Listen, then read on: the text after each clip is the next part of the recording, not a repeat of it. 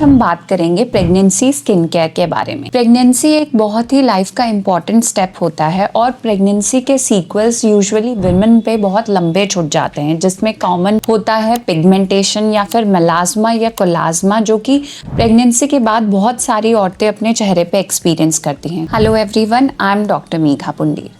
आज हम बात करेंगे प्रेगनेंसी स्किन केयर के बारे में। कुछ लोगों को प्रेगनेंसी के दौरान बहुत ज़्यादा पिगमेंटेशन हो जाती है नेक्स पे, अंडर आर्म्स पे, अंडर थाई एरिया में और कभी कभी पेरिओरल एरिया के पास भी। वो भी आपके वेट गेन से एसोसिएटेड होती है। इसके अलावा बहुत सारे लोग अपने फेस पे बम्प्स या एक्टिव एक्ने एक्सपीरियंस करते हैं प्रेगनेंसी के दौरान। अगर आप प्रेग्नेंट हैं या किसी ऐसे को जानते हैं जो कि प्रेगनेंसी में है और इस तरह के स्किन कंसर्न को फेस कर रहे हैं, तो ये वीडियो उनके साथ ज़रूर शेयर करें। प्रेगनेंसी एक ऐसा स्टेट होता है जिसमें आप बहुत सारे आपके बॉडी में चेंजेस होते हैं। आपका जो खाना पीना है वो डिवाइड होता है 2 लोगों में। ऊपर से आपके हार्ट लोड, कार्डियक आउटपुट, सब चीज़ें बहुत इंक्रीज हो जाती हैं and plus the hormonal changes जो प्रेगनेंसी के दौरान होते हैं। इसके कारण पिगमेंटेशन होना, गर्दन पे या फिर अंडर आर्म्स में डार्कनिंग होना या फिर पेरिओरल डार्कनिंग होना बहुत कॉमन है। और इसके अलावा कुछ लोगों को एक्ने भी एक्सपीरियंस होता है और कुछ लोगों को ड्राई और इचिंग स्किन भी बहुत ज़्यादा एक्सपीरियंस होती है। तो इस समय आप क्या सेफ प्रोडक्ट्स इस्तेमाल कर सकते हैं या आपका रूटीन क्या होना चाहिए? पहले आपको ये ध्यान रखना है कि प्रेगनेंसी में आप बहुत मल्टी स्टेप्स ना करें, क्योंकि by the end of the 5th और 6th months you will and up doing it. क्योंकि आपको एक अपना रूटीन बहुत सिंपल और बहुत सिंप्लीफाई रखना है।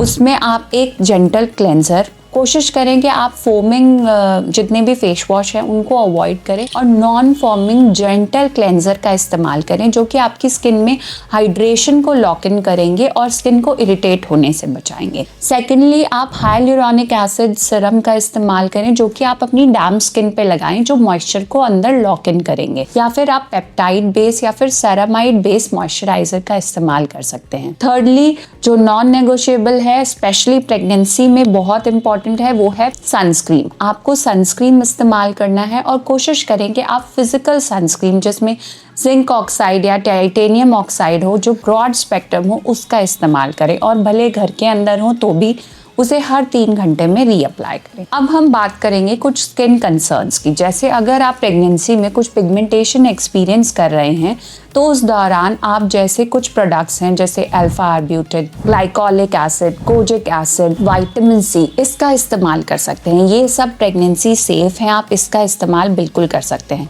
जो प्रोडक्ट्स आपको यूज़ नहीं करने हैं प्रेगनेंसी के दौरान पिगमेंटेशन के लिए, वो हाइड्रोक्विनोन है या कोई भी ट्रिपल कॉम्बिनेशन या फिर स्टेरॉइड, उसका इस्तेमाल प्रेगनेंसी में बिल्कुल ना करें।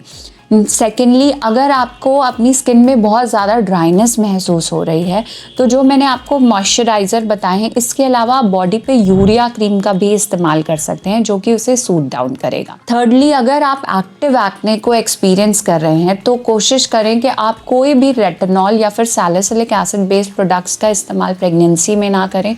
अगर आपको पिंपल्स हो रहे हैं तो आप एज़िलिक एसिड या फिर नाइसिनामाइड का इस्तेमाल करें, जो कि प्रेगनेंसी में यूज़ करना एकदम सेफ है।